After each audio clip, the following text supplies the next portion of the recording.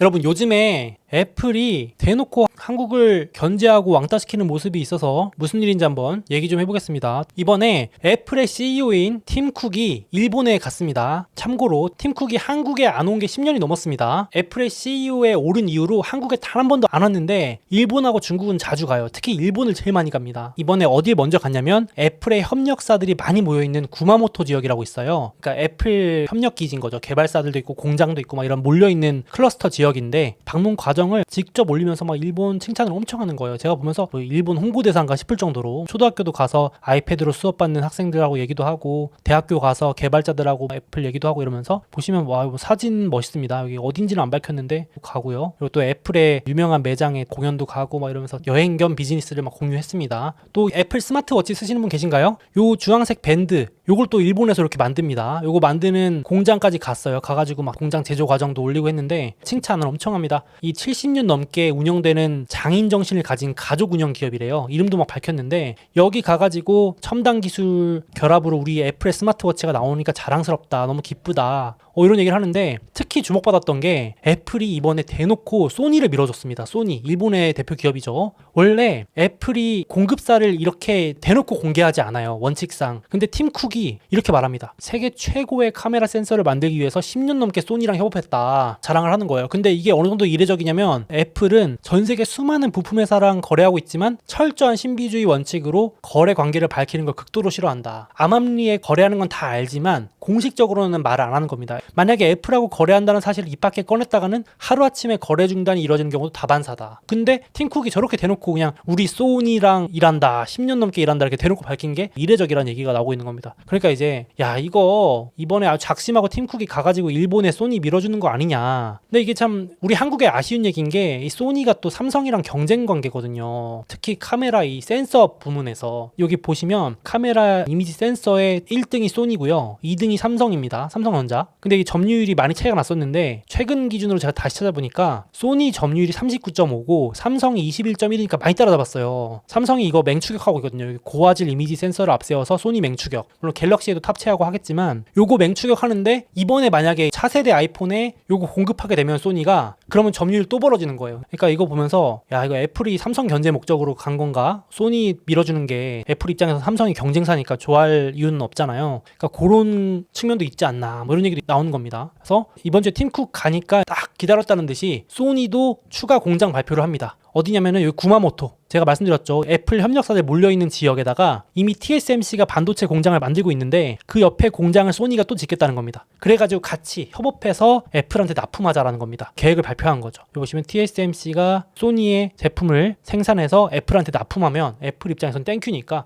이렇게 같이 미국, 대만, 일본 삼각 라인인 거죠. 이게 한국에 낄 자리가 없다는 거죠. 이제 우려가 나오는 겁니다. 그래서 구마모토에 대규모 클러스터가 지금 생길 목적이 나오고 있는 거죠. 그걸 또 노렸는지 대만의 TSMC, 삼성의 경쟁사이기도 하죠. 그 구마모토 지역에 지금 짓고 있는데 그 옆에 또 짓겠다고 검토하겠다고 밝혔습니다. 아주 러브라인이죠. 소니가 TSMC 옆에 짓겠다고 하니까 또 그 옆에 우리 또 짓을게 하면서 투자 계획을 막 발표합니다. 애플도 공식 성명서를 냅니다. 우리 일본 공급망에 엄청나게 투자해왔고 코로나 이후에도 계속해서 협력하면서 천여 개 기업들하고 협력하고 있다. 앞으로도 기대된다. 밀어주는 듯한 뉘앙스를 팍팍 풍깁니다. 그러니까 이제 기사도 보시면 삼성 견제하는 애플의 수상한 행보, 또 일본의 소니, 대만 TSMC와 삼각 라인 강화, 제가 말씀드린 내용이 나오는 겁니다. 그래서 여기 보시면 딱 지금 미국, 일본, 대만 이렇게 손잡고 있습니다. 아, 부럽습니다. 이렇게 자기네끼리 놀고 한국만 여기 혼자 이렇게 우울한 표정을 지으면서 나도 껴달라고 이렇게 하고 있습니다. 그래서 구도가 소니가 설계하고 TSMC가 제조해서 아이폰에 탑재되면 완전히 이제 삼각 동맹이잖아요. 팀쿡이 이런 걸 다 자랑을 했다. 밀어주는 거죠. 그래서 칩4 동맹이었는데 원래 이렇게 같이 하기로 했는데 지금 한국만 외톨이 분위기가 되는 거 아니냐. 이게 좀 이번 주에 많이 나온 얘기입니다. 지금 대만의 TSMC도 팀쿡이 대놓고 막 밀어줬잖아요. 미국에 공장 짓는 거 너무 좋다. 여기 보시면 막 창업자, 회장, CEO, 팀쿡 여기 모여서 친분 과시하고 그러니까 이번 주에도 TSMC가 마침 실적 나왔는데 전년 대비 50% 늘어났는데 이게 또 아이폰 덕분이다. 애플이 밀어주니까 고객사니까요. 그러니까 그 번 돈 가지고 또 삼성하고 초격차 벌리기 위해서 대만의 1나노 최첨단 반도체 생산 라인을 짓겠다고 발표했습니다. 2026년 기준으로. 그러니까 미국이 밀어주니까 그거 뒤에 없고 또 투자를 할 수 있는 거죠. 어떻게 보면. 그러니까 이제 끈끈해지고 있는데 기사도 보시면 일본, 대만 연합에 고립된 삼성전자 좀 아쉬운 상황입니다.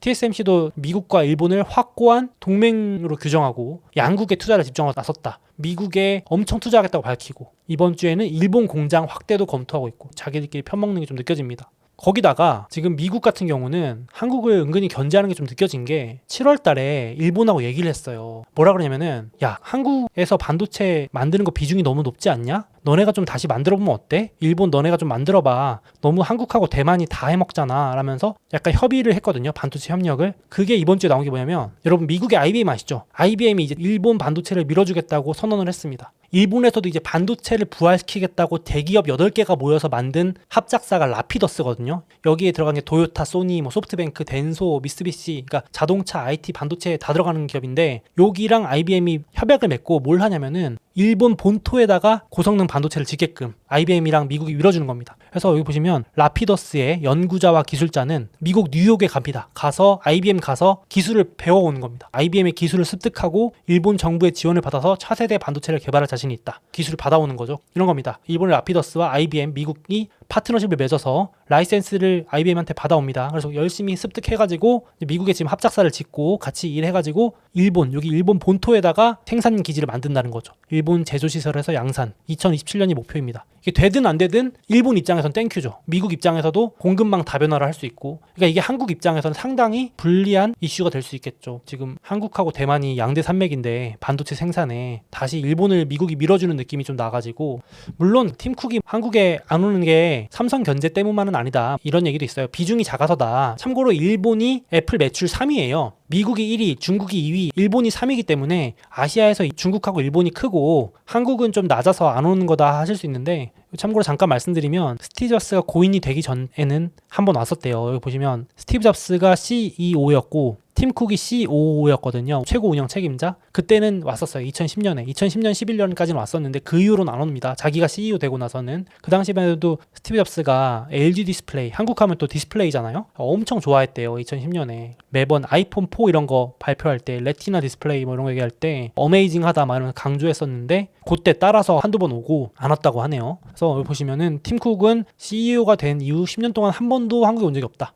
2010년에 잠깐 LG 디스플레이 와가지고 사과나무 심으면서 끈끈한 관계를 다짐했다. 그 이후로는 안 오고요. 2016년, 19년 일본도 왔지만 한국 패싱. 그래서 일본은 이미 애플페이가 2016년 그때 다 도입됐대요. 미리. 한국은 이제 애플페이 들어오잖아요. 그러니까 되게 한국은 홀대한다 이런 얘기를 계속 나오고 있고 물론 말씀드렸던 것처럼 한국은 또 갤럭시 삼성이잖아요. 삼성의 나라기 때문에 애플 입장에서도 별로 안 좋아할 수도 있는데 갤럭시가 판매량 기준으로는 70%, 아이폰은 20%래요. 조금 비중은 작지만 그래도 규모가 7위 정도 된답니다. 7위. 야, 이렇게 삼성의 나라인데도 애플 매출 7위에 달할 정도로 한국이 규모가 큰데도 이제 올 법한데도 안 온다 그러대요. 그래서 애플이 한국만 홀대한다는 지적이 계속 나온다. 이번에도 아이폰 14 낼 때 한국만 유독 환율 비싸게 내서 막 되게 비싸다 그랬잖아요. 일본은 싸게 책정해줬대요 또. 한국은 호구냐 막 이런 글들도 많더라고요. 그래서 삼성을 견제하는 목적인지 중요도가 낮아서인지 아니면 이런 식으로 압박해서 좀 한국을 끌어들려는 의도인지 셋 다인지 전 셋 다에 해당도 될 것 같기도 한데요. 그럴 만한 게 지금 결국은 미국이랑 일본, 대만 다 같이 동맹해서 이기려고 하는 게 중국이잖아요. 중국도 이번 주에 맞불 작전을 놨습니다. 드디어 이제 한판 붙자. 중국도 향후 5년 동안 187조 원, 1조 위안에 달하는 반도체 보조금 패키지 발표를 했어요. 결국은 맞불 작전입니다. 이제 돈 풀기예요. 반도체 업계에 그냥 돈 쏟아붓기 전쟁인데 덤벼 187조 원 뿌린다. 중국이 선언했거든요. 똑같습니다. 내용 똑같아요. 내년 1분기부터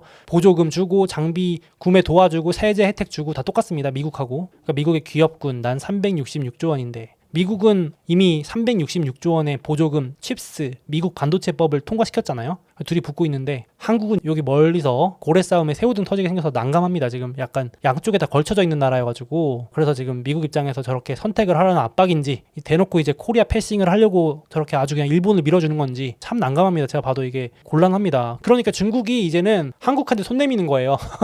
이번 주에 한국하고 중국이 화상으로 정상회담 했거든요. 외교회담. 중국의 외무장관이 미국의 괴롭힘을 함께 저항하자. 그러니까 한국 입장에서는 되게 당황스럽죠. 지금 보시면 중국이 한국한테 공급망 확보 협력 용이 있다. 도와주겠다. 그래서 우리 같은 편이지 외치고 있는데 야, 한국이 진짜 곤란스럽습니다 지금. 그러면서 리커창 총리까지도 이번 주에 화상회의에서 첨단 제조업 등 분야에서 한국의 발전을 도울 준비가 돼 있다. 갑자기 한국의 몸값이 더 올라가는 느낌입니다. 중국이 막 도와달라고 같은 편 먹자고. 그러니까 결국 지금 미국에 대항하기 위해서는 또 한국이 필요하겠죠, 중국도. 그래서 이번 주 기사도 보니까 중국에서 사업하시는 국내 반도체 업계 분들도 중국의 반도체 장비 파는 것도 좀 눈치 보인대요. 지금 미국이 제재해놨기 때문에 반도체 장비 안 쓰는 거 팔고 나와야 되는데 혹시 또 미국이 시비 걸까봐 눈치 보고 있다고 하는 내용입니다. 참 중간에 껴가지고 지금 한국 입장에서는 중국도 최대 고객사고 미국도 고객사인데 딜레마입니다. 기사 더 큰 딜레마에 앉게 될 가능성이 높다. 그래서 투자 측면에서는 역시 반도체 업종은 지금 제가 소개해드린 것처럼 전 세계 정부가 생존에 준하는 느낌으로 지금 필사적으로 밀어주고 있기 때문에 단기 주가 하락보다는 좀 길게 보실 수 있는 업종 아닌가 싶고 참고하시라고 여기 소니라는 주식도 미국에 상장돼 있고요. 일본 ETF도 있습니다. 참고를 하셨으면 좋겠습니다. 미국에 다 상장돼 있어요. 일본 주식도 반도체 ETF입니다. 이런 것도 조정이 오면은